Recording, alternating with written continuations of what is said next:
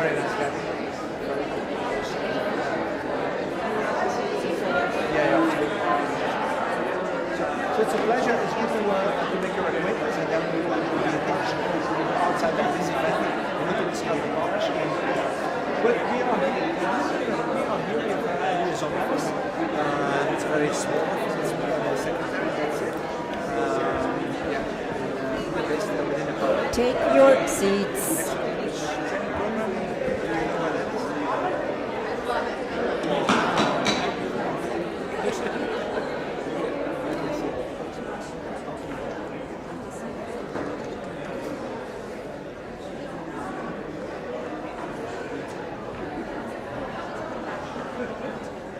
Take your seats.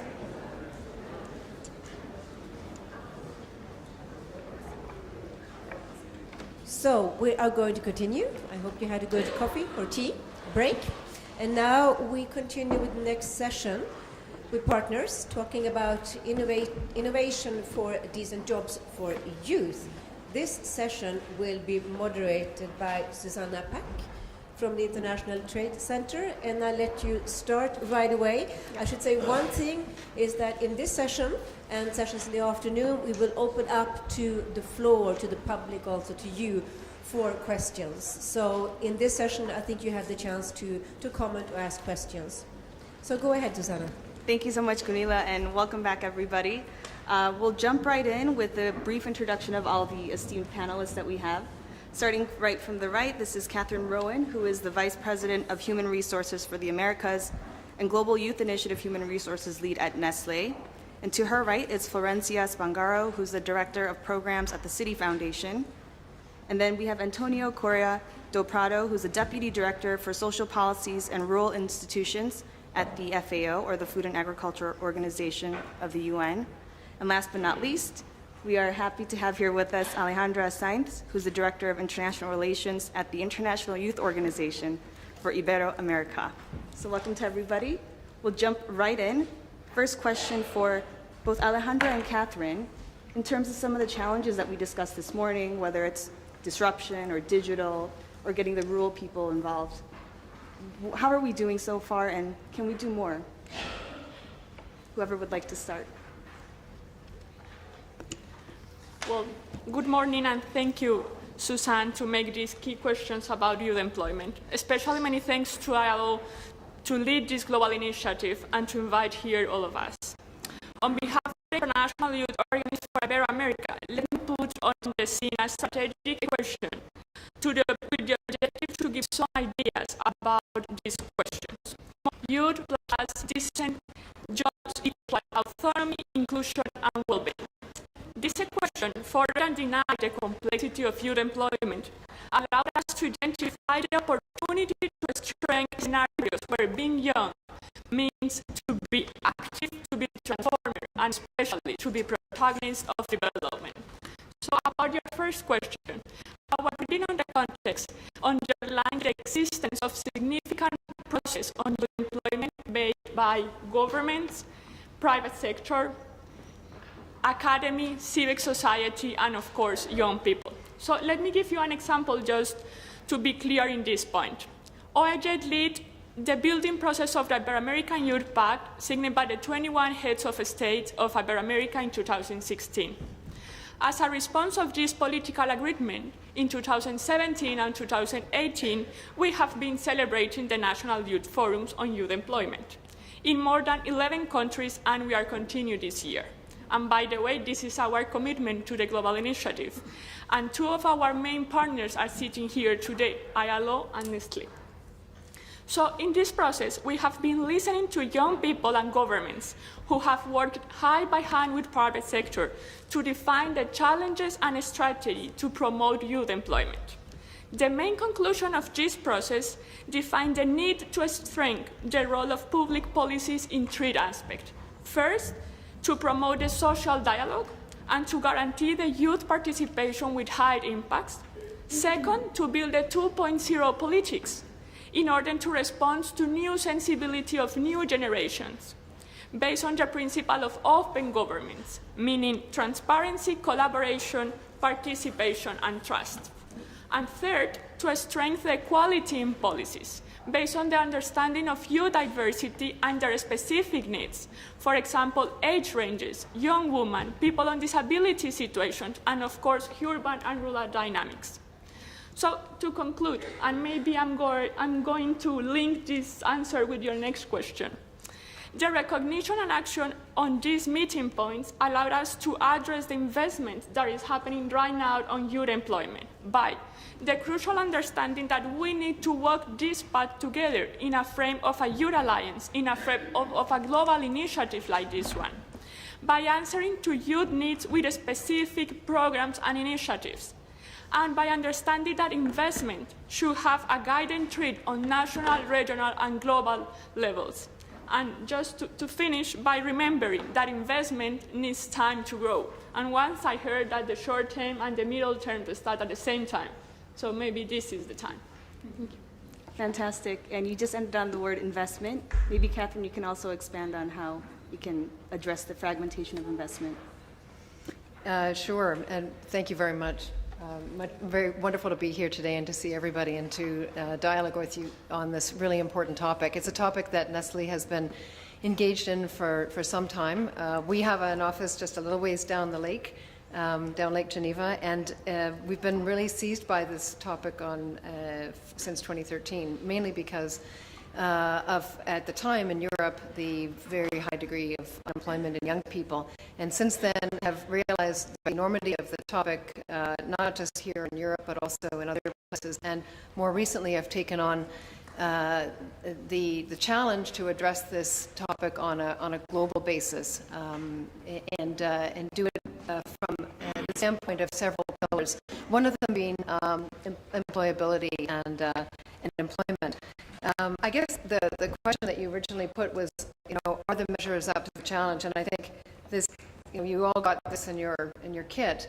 This really describes in very clear terms what the challenges are, and I think the speakers this morning did a great job of identifying where the gaps are. Are the measures up to the challenge? I would say there is a lot happening. The fact that we're all here today is a great indication that there is a spirit and a desire to move forward. Are we doing enough? Probably not.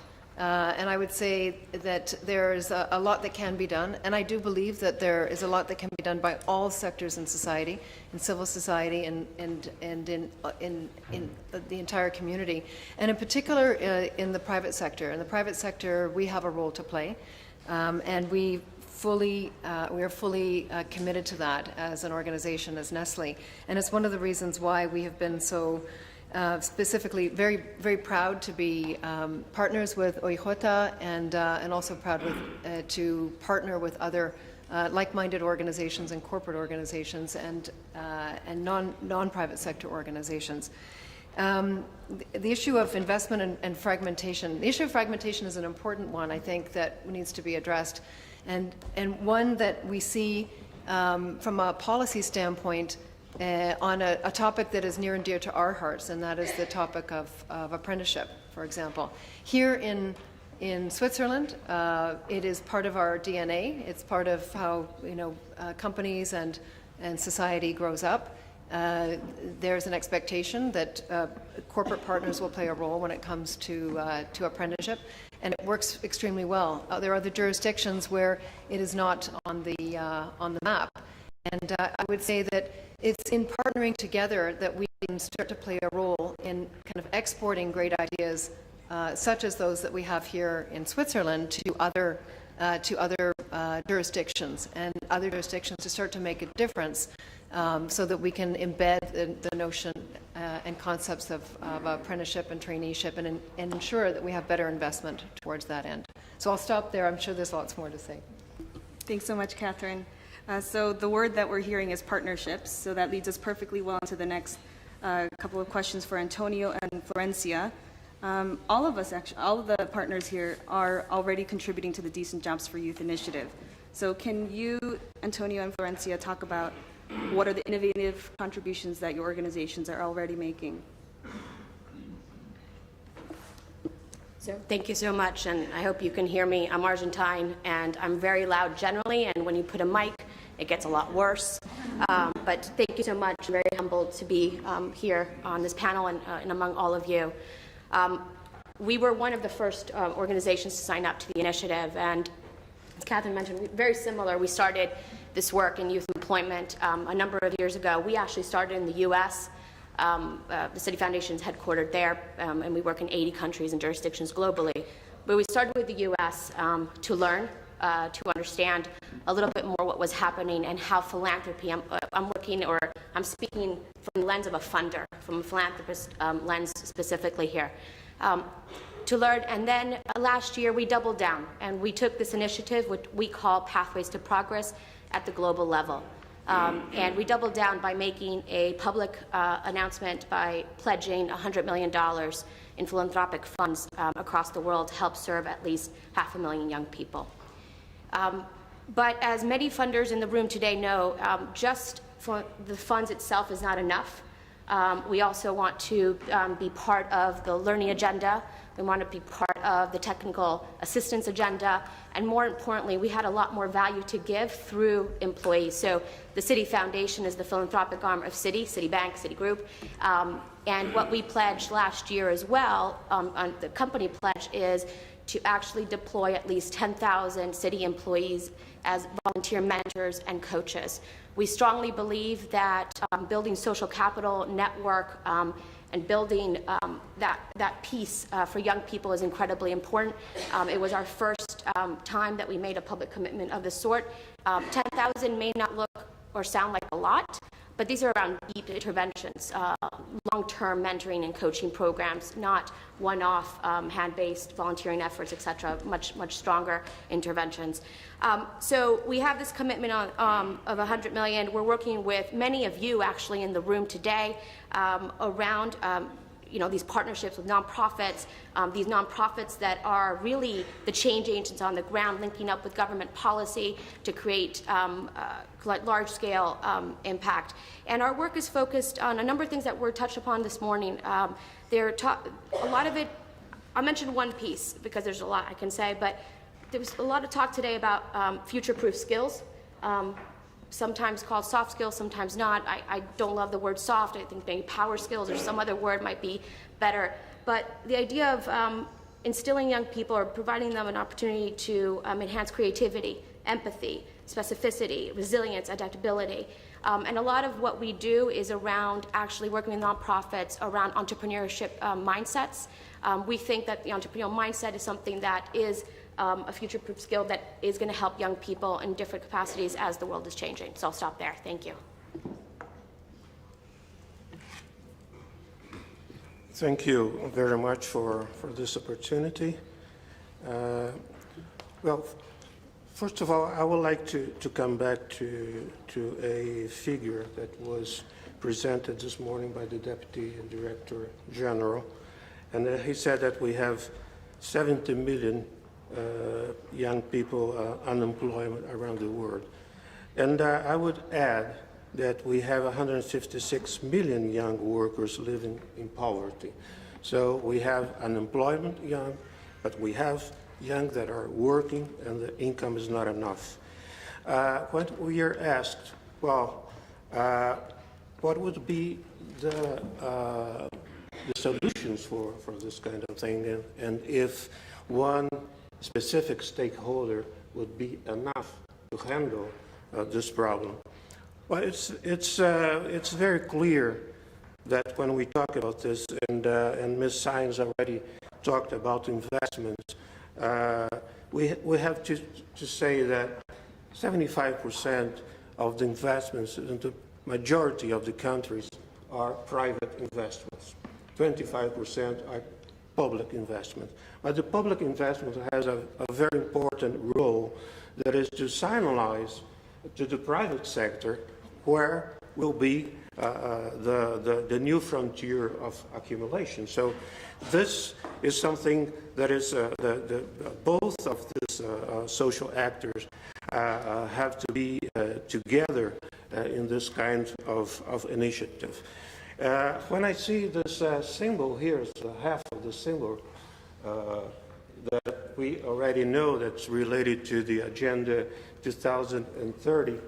we come back to the issue of fragmentation. Sometimes we think that the sum of fragmented initiatives will result in a positive outcome. But a fragmented initiative needs to have a compass, needs to have something like the 2030 agenda, that is a matrix of initiatives that has a common goal that is to better people's life. So we have to think, first of all, that it's necessary to have an agenda. Second, that we need to have the main stakeholders together to get the results that are target, and also to have the possibility to foster the necessary initiatives to get the results. So when we are talking about how to solve this problem of unemployment and poverty in youth, we need to consider this three kinds of things. It's not enough just to act on motivation. We need to also to have policies. We need to have dialogue and articulation of public and private policies. Thank you both so much. So it really is a partnership. It involves the private sector and the government, everybody. And I'm sure you have other questions that you'd like to ask our panelists. So we're going to kind of keep the rest of the time open for your questions for any of the panelists. So if you have a question, please just raise your hand. Yes. Hi. We'll take a few first, like about 3, and then we'll answer, and then we'll go back if we have time. Thank you so much. Thank you so much for the panel. Ambassador from the World Health Organization. I have a question about the inclusion of private sector. Most of the multilateral system is very tough in terms of dealing with private sector. There are lots of boundaries. How do you see the future in engagement with private sector? And how can you see that we don't necessarily change the multilateral system, but we can go about it and make a change that it is needed? Thanks. Thank you. In the back. Hello, I'm Susanna. I'm from the European Youth Forum. And my question is, do you all of you pay your interns? Why the questions of the internship is not included in this initiative? We all know that this is a huge problem in the whole world. And are we directly saying that internships are not decent? Because when we don't involve them in the decent youth for jobs, because definitely you and interns sleeping in the tent here in Geneva are not really qualified as decent. Thank you. Thank you. We'll take one more for the first round. Yes. Hello, my name is Peter Shiras from the International Youth Foundation. I wanted to follow up on Florencia, your comment about power skills, picking up on the conversation this morning also. One of the elements, or two of the elements that we find particularly important in the training in these power skills, soft skills, the two are, one, a gender lens, looking at, it was referred to in the morning panel, the role of women in the workforce, particular issues, barriers that young women face, but also that young men need to be aware of. So I wanted to ask about that, whether this is something we've built into our training. The second is an inclusivity lens, the importance of training in dealing with a increasingly multicultural workforce, training around unconscious bias. This again is something that we find is increasingly important in dealing with the workforce today, and I'd be interested in any comments the panel has on the incorporation of both of those elements into the critical area of soft skills training. Thanks.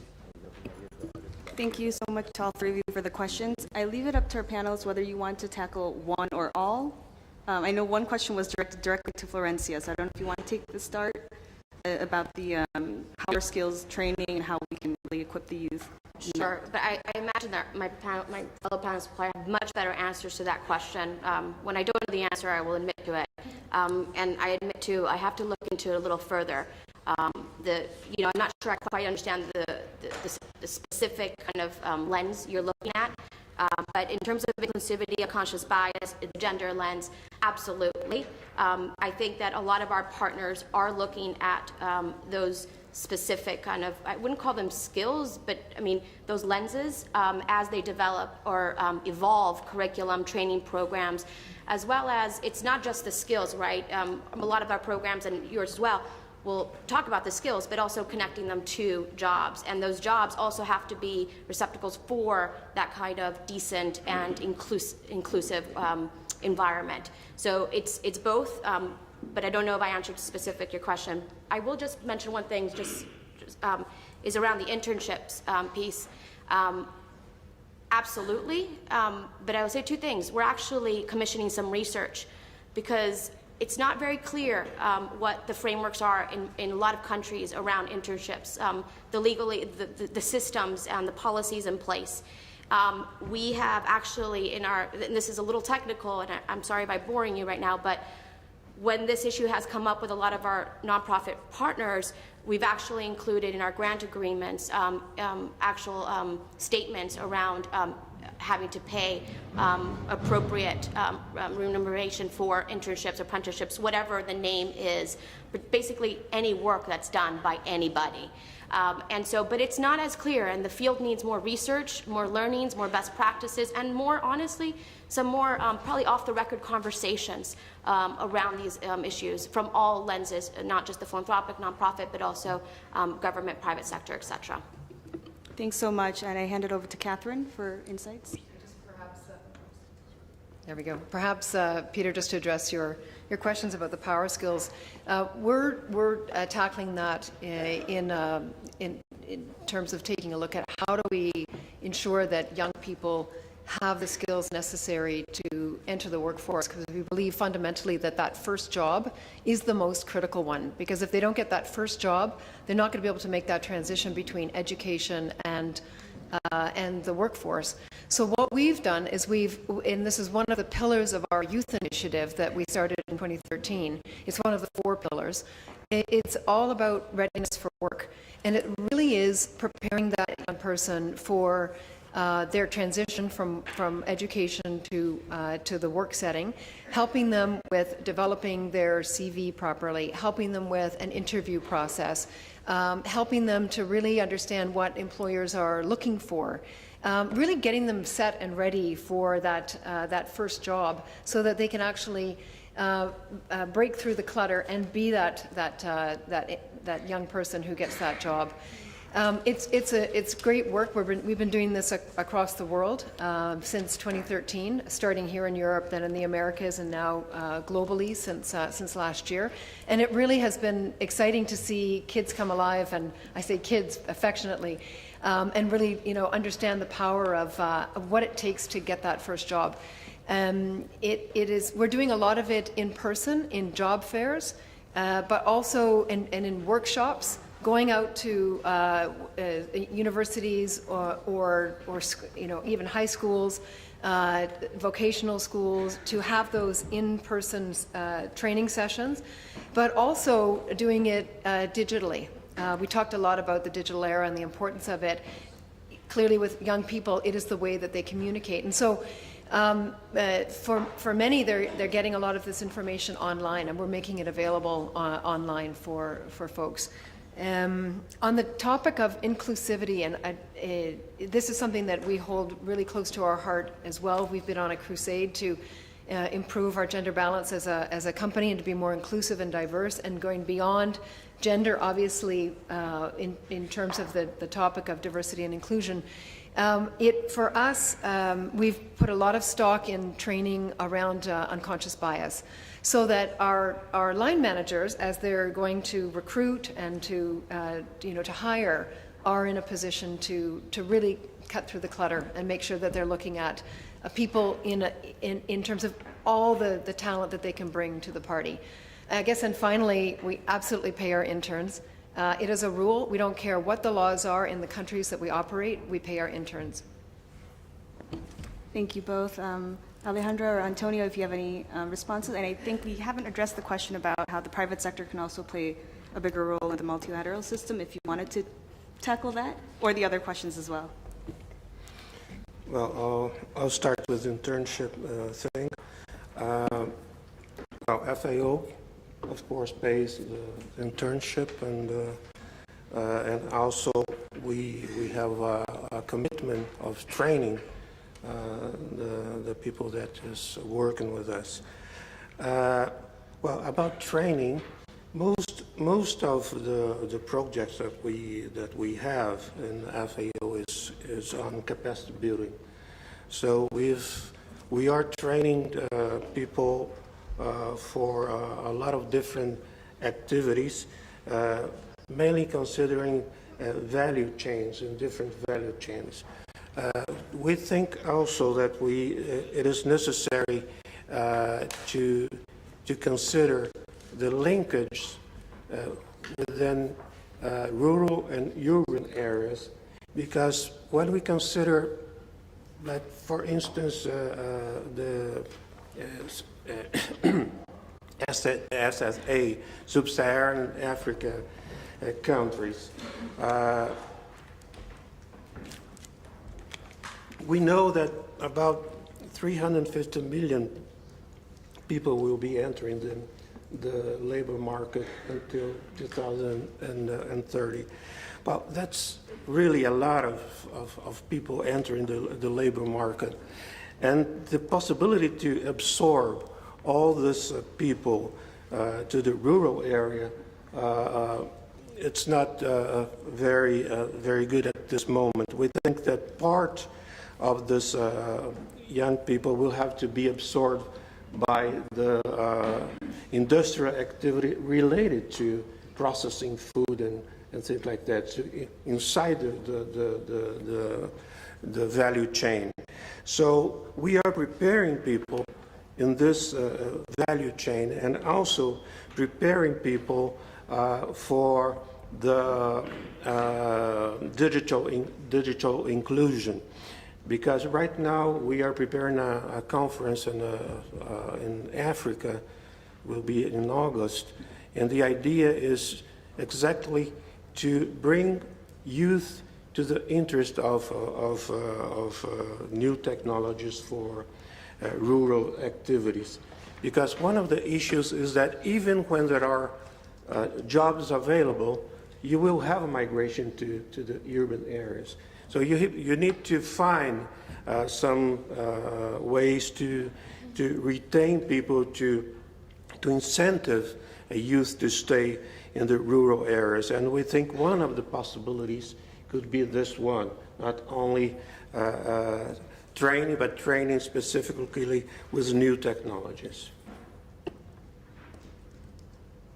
Thank you. I will start my comments about the first question on relation the inclusion of private sector in these multilateral scenarios.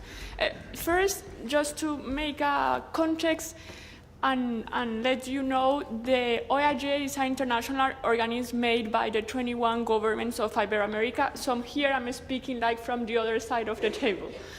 And let me say to you that we have been working in the last 3 years to promote an international alliance on youth, in which the private sector has a specific role. And in different spaces, we also have a similar question, how the private sector is going to participate in this process. And it's also important to say that in some spaces it's not clear exactly why we have to involve them. And for us, the knowledge and the interesting that we need to promote alliance from different sectors, knowing that each institution has a specific experience to share. Because we are not facing individual challenges here. We are facing collective challenges. And that means that we all need to be together to make a global answer. And on relation to the other two questions, about the internships, for us is a structural challenge, and we recognize the importance to have these dialogues here because we understand employment based on the right of young people. So we really hope to continue these reflections and to arrive to a point where internships can also be recognized as part of this professional process. And about the last question from Peter, for us, the soft skills, I think that I'm going to copy you and you, Florencia, about that definition, because it's more than just skills for a job, for the first job. It's skills to have a high participation in political, in social, and economic, in cultural scenario. And this brings the questions about equality in gender. And it's also a question when the cultural environment needs to improve and to help to promote new language, new values, and of course, new type of interactions. So just that. Thanks. Thank you so much. I think we have time for one question that we'll just really do like a speed kind of answer session. Yes, in the middle. Hi, good morning. My name is Jumana Haj Ahmed. I'm from UNICEF. Thank you very much for the interventions. I have a question regarding measuring impact or outcomes of the interventions, particularly for the private sector. We do know that working with young people, building their skills, skills for life, skills for work, takes some time. And that applying these skills to help them to transition from education to work will also need more time. And we also know that the private sector is keen to have the results tomorrow and not 2 years from now or 3 years from now. So my question is about the measurement frameworks that you have in place to see the results of the work that you're doing with young people, and for how long do you continue to be in touch with them to see how the results of your program are influencing their income-generating opportunities? Thank you. Great question. So measuring impact, how about we just start with Catherine and just go straight down the line? Sure, great question, and it's actually a topic that we've been wrestling with ourselves in terms of, what is the overall return on investment? It's something, of course, that's part of our day-to-day language. We see the topic of youth truly as a long-term investment. There's no doubt about that. So, having an impact tomorrow is not necessarily, or today isn't necessarily, the driving force. Having said that, the notion of investment, rather of impact, is multifaceted. And there's no doubt about it in our mind that whatever investment we put in, the return is there. It really is about creating shared value. And we see this as I said, a long-term investment. So we look at it from a variety of different, through a variety of different lenses, in terms of what is the benefit for the company, for example, from a reputation standpoint, from a loyalty standpoint, a variety of different metrics that all rolled into one really create a great incentive to continue to move forward. From the young people's standpoint, the return on the investment is really quite clear, and the impact for society, I think, is really quite clear. So I don't have the silver bullet answer for you, but just to say that we too are looking at this. But we do believe that overall that there are benefits for society as well as for companies, and perhaps it relates back to how do we the question around engagement of the private sector. I think it's really driving those points home to clarify what those benefits are, and I think the more companies can see that, the more they'll be willing to engage and to participate in the dialogue, because it for sure the benefit is there. So I could say exactly, I completely agree. I think a couple points. I think it's kind of obvious for companies that our future workforce is going to be dependent around these issues and solving these issues. So I think there's just a clear-cut business case to do these things. On a philanthropic lens, you can do both. You can measure short-term and you can measure long-term. We're going to stick at it. This is about a decade. of interventions. A lot of our partnerships are long-term partnerships, but I think we stopped trying to figure out if we have all the right indicators and how much money goes into measuring long-term. I think it's important because that's an opportunity cost. What you spend to measure philanthropically, you don't spend on implementing. There's a limited pool of money. So I think we're very realistic. I don't want to be flippant with measurement, but I think you need to use your gut and your mind. You see it, you have to believe, you have to go with some of the short-term measures to make informed decisions about the next year and the following year, but you also help organizations fund independent studies, et cetera, to be able to look at programs for the long term to make sure that we don't have to tweak or evolve as we go forward. Antonio and Alejandra, if you wanted to add something, 30 seconds, really quickly. Well, just talking about training. Just talking about training, we know that the conventional intervention is education, training, job intermediation, and this is not enough. We know that the supply of trained people will not generate the demand for this trained people. So this is one side of the picture. But it's absolutely necessary to think the other side. That is, okay, we need economy growing. We need jobs creation. We need income generation. So this is absolutely important. You have to match supply and demand. We are most of the time debating one aspect that is, of course, very important, necessary, because the other side, if you have demand but you don't have the necessary profile, you will have a mismatch problem that will need to be solved. But we need to consider both of the aspect of the supply of work and of the demand of work. And part of our institutions are not institutions that could solve this problem, but we have the responsibility to advocate it, is to say, okay, it is necessary to finance development, it's necessary to have growth and investment, it's necessary to spread technology and to prepare people to use technology. So this is all part of the same equation. We cannot take this separately. This is why it's very important to debate both aspects.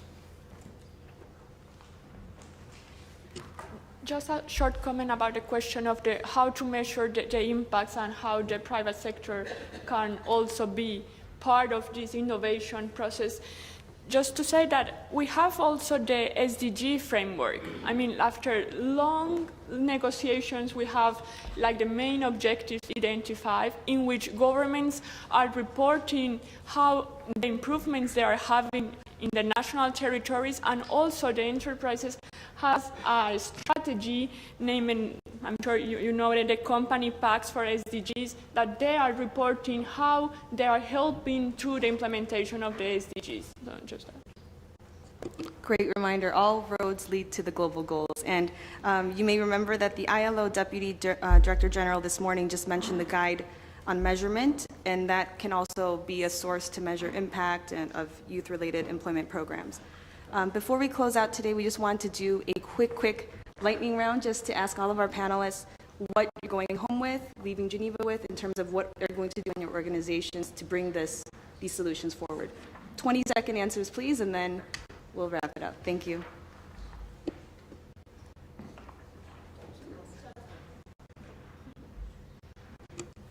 So thank you. And I think that this question also put again on the table the question about what we are going to do and how we are going to measure.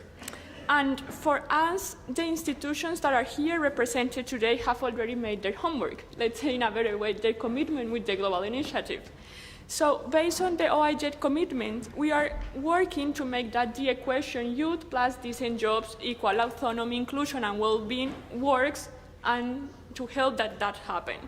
So how are we going to do this? We have 3 strategic objectives and some programs in each of these, and I want to explain it very, very short.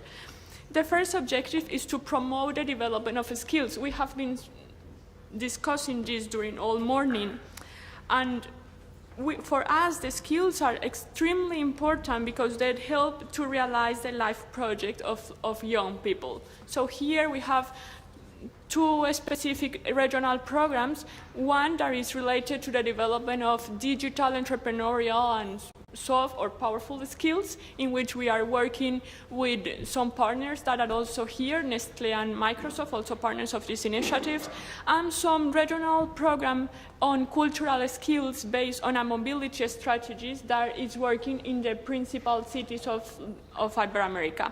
The second objective is related to the co-produce, and influence in knowledge, so we can impact the youth realities. And in this objective, we have a battery of 50 youth indicators in SDGs that show us how the Ibero-American governments are working to achieve the SDGs. And of course, the celebration of the National Youth Forums and the report we are making with ILO on the national context and making also a regional perspective. The third objective is to influence the political, legislative, and social scenarios to keep the youth perspective at the center of the agenda. And we all know that this is a huge objective and maybe the reason why we are here today. So we are working on this objective through the International Alliance for Youth as the platform of the implementation of the Ibero-American Youth Pact. And at the same time, we are promoting the dialogue between Ibero-American regions with other regions. We are celebrating in a couple of weeks in Madrid side event with the youth ministers of G20 countries, in which we promote the horizontal cooperation. So to conclude, and getting back to the questions about how to be partner around the global initiative.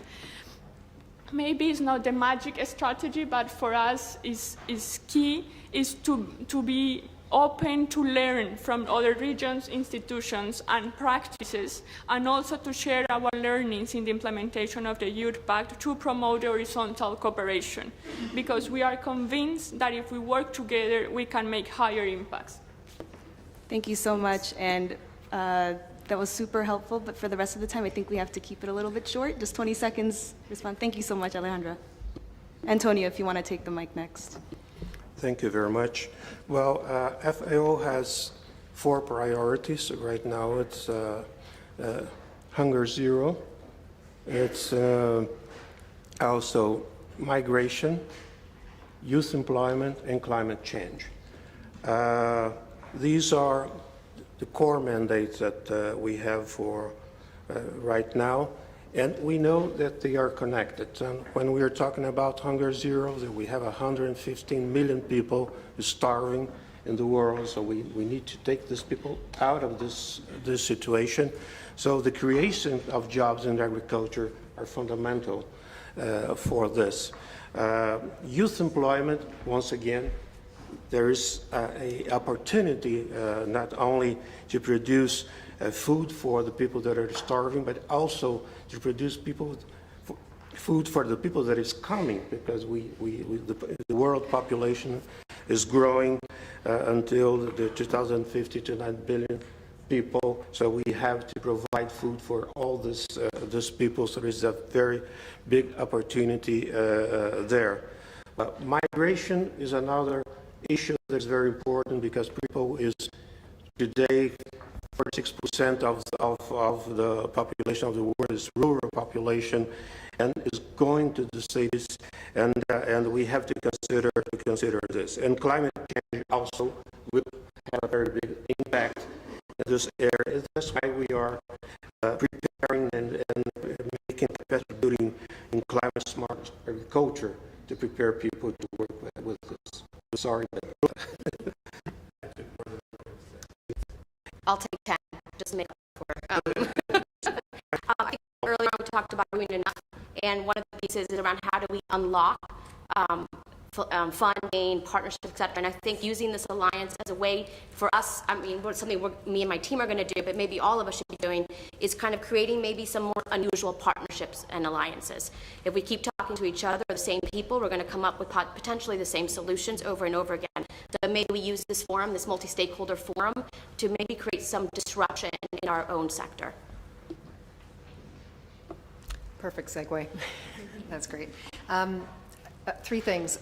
One, I go away with a renewed commitment to fulfill our global commitment, which was announced by our CEO back in September, to help 10 million young people by 2030. And he said that on behalf of the organization. And nothing like a compass, as Antonio said, it's important to have a guide. So renewed commitment to do that. Secondly, we will be launching a global alliance for youth with corporate sector partners. We have alliances at local country levels as well as regional levels. We are going to be launching a global alliance, and this addresses the topic of the how do you get the private sector involved.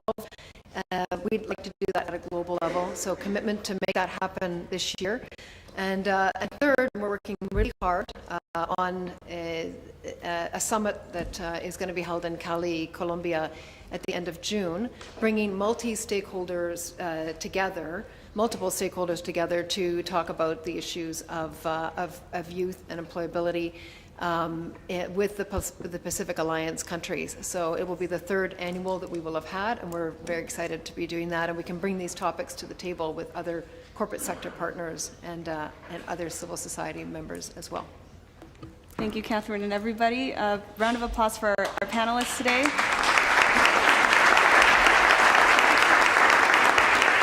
And before we hand it back to Gunilla, if you want more information about becoming a partner with the Decent Jobs for Youth, you can just visit the website that's on the screen to find out how you can do that.